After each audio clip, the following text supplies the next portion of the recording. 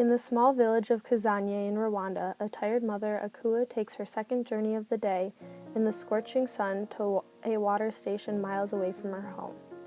On her trek, she carries her baby on her back and an empty water container on her head. When she reaches the water station, she fills up her jug and places it on her head. When filled, the jug weighs 40 pounds. With her child still on her back, Akua then begins to carry the jug miles back home.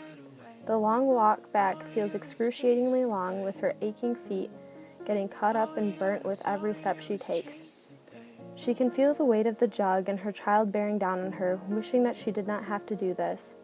During her long journey, her thoughts drift to her late son. He had died due to a disease he contracted through the drinking water from the very same water station she carries on her head now. She wishes more than anything that she had another option for drinking water, so that she would not have to put her child's lives at risk, and that she would not have to make this long journey multiple times a day. Sadly, Akua's story is not an uncommon occurrence in Kazanye. Many of the core ideas come into play when looking at Akua's story. Water is essential for life. Akua knows this and knows how vital it is for her to make the journey multiple times a day, miles away, to get water for her family. The essentialness of water is worth the risk of becoming ill due to contamination. Akua's first child died after ingesting contaminated water because water can carry substances with it and is more likely to affect children. Contaminants can get incorporated into the water at different stages throughout the water cycle. Contaminated water in the villages like Kazanye can carry harmful substances like bacteria, feces, fertilizer, and other debris that can be life-threatening if ingested. Because of her child's death along with other illnesses that have occurred in the village, Akua knows the water that she is retrieving may have contaminants that come from runoff of a nearby field. Akua also faces having to walk long distances in order to retrieve water. This highlights the next core idea, that water is unevenly distributed. Akua must walk many miles a day to retrieve drinking water for her family, while others can take a few steps to a faucet. Luckily, there are solutions to the problems that Kazanye and many other villages face.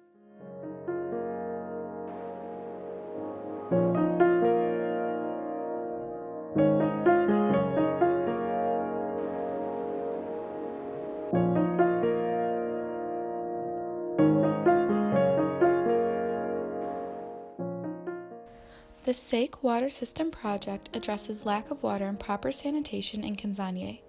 The goal of the project is to build water stations in Kazanye, Nyaboro, and Nyakagezi, giving the villages fresh water. Water trenches will be dug from the Gazesta water plant to water stands built in the villages. Foundation will then be laid down and pipes placed on top inside the trenches. Finally, the pipes will be covered in order to protect them from being damaged. The clean water from the water plant will be protected by the pipes as it travels to the water stations. As seen through our demonstration, the water travels through the pipe and to the output area where people will have access. As it traveled, no visible contaminants were added to the source.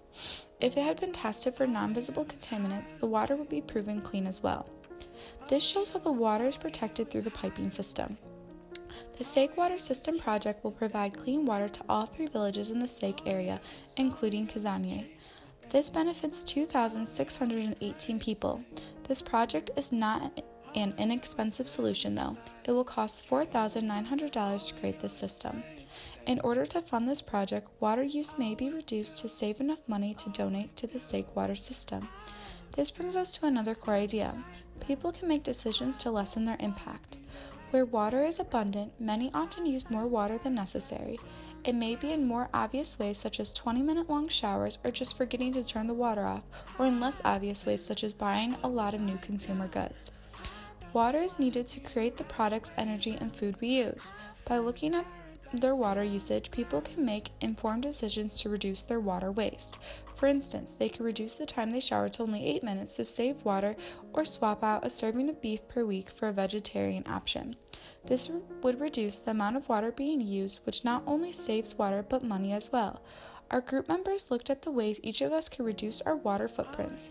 By changing our actions, we collectively reduced our water footprint by 1,275,247 gallons. For each gallon of water saved, 1 cent is saved. Together, we saved $12,752. This is enough to fund the Sake Water System project as well as another charity of our choosing. All I did was Reducing water usage could allow for more projects to be funded like the Sake Water System Project. This can help other villages like Akua's who don't have accessible clean water sources. The money saved per year from showering 2 minutes less per day could make all the difference in another person's life who is struggling for survival due to lack of water. As a member of the global community, we should all take this into consideration and conserve water to help others and better our world.